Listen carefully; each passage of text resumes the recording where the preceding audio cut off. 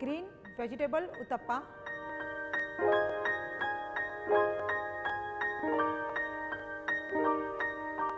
જય Jinendra, welcome to Sanjeev Kapoor Khazana. હું છું અમીષા. આજે હું આપ સૌ માટે લાવી છું જૈન રેસિપીનો ખજાનો. આજે આપણે અહીંયા બનાવશું ગ્રીન વેજીટેબલ ઉત્તપ્પા.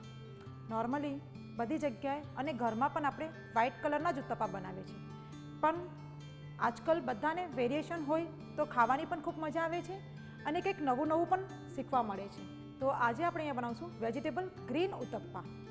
એની માટે આપણને સામગ્રીમાં લાગશે ડોસાનું ખીરું, બારીક સુધારેલી કોબી, બારીક સુધારેલા ટમેટાં, બારીક સુધારેલા કેપ્સિકમ, કોથમીર મરચાંની ફ્રેશ ચટણી, બારીક સુધારેલા લીલા મરચાં, બારીક સુધારેલી કોથમીર, કાળા મરીનો પાવડર, ઓઇલ.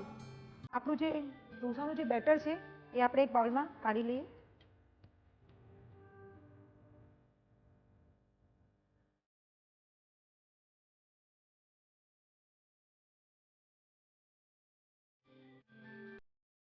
એની અંદર આપણે જે બારીક સુધારેલી કોબી છે એ નાખશું, બારીક સુધારેલા ટમેટા પણ એની અંદર નાખશું, જે કેપ્સિકમ બી આપણે અહીંયા બારીક સુધારીને મૂક્યા છે એ પણ એની અંદર નાખશું. હવે આપણે ગ્રીન કલરના ઉત્તપ્પા બનાવીએ છીએ, તો આપણે અહીંયા જે કોથમીર મરચાંની ચટણી બનાવીને રાખી છે એ એની અંદર નાખશું. હવે આપણે આને પ્રોપર મિક્સ કરી લઈશું.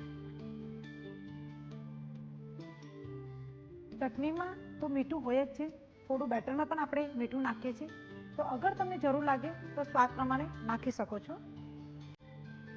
આની અંદર આપણે જે થોડું તીખા લીલા મરચાં નાખશું,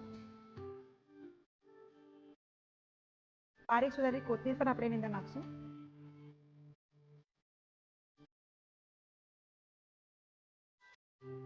આ આપણું ગ્રીન ઉત્તપ્પાનું બેટર તૈયાર થઈ ગયું છે. હવે આપણે ઉત્તપ્પા બનાવશું.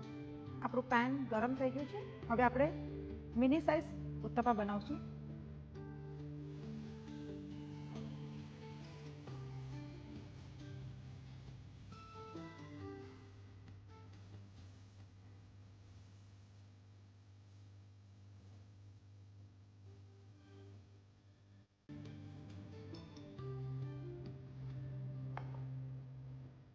એની ઉપર આપણે ઓલરેડી આપણે એની અંદર થોડા લીલા મરચાં નાખ્યા છે, એટલે આપણે અહીંયા ઓછા નાખશું. થોડી બારીક સુધારેલી કોથમીર પણ એની પર નાખશું. કાળા મરીનો ભૂક્કો એ પણ એની પર થોડું સ્પ્રિંકલ કરી લઈશું. હવે આપણે થોડું ઓઇલ નાખશું. ઉત્તપ્પા છે તો તમે ઘી પણ નાખી શકો છો. અગર તમે બટર ખાતા હશો તો એનામાં પણ બનાવી શકશો. ઉત્તપ્પાને થોડું સ્લો ફ્લેમ પર જ થવા દેવું, તાકી એ કાચો ન રહી જાય. હવે આપણે ઉત્તપ્પાને પલટી મારશું.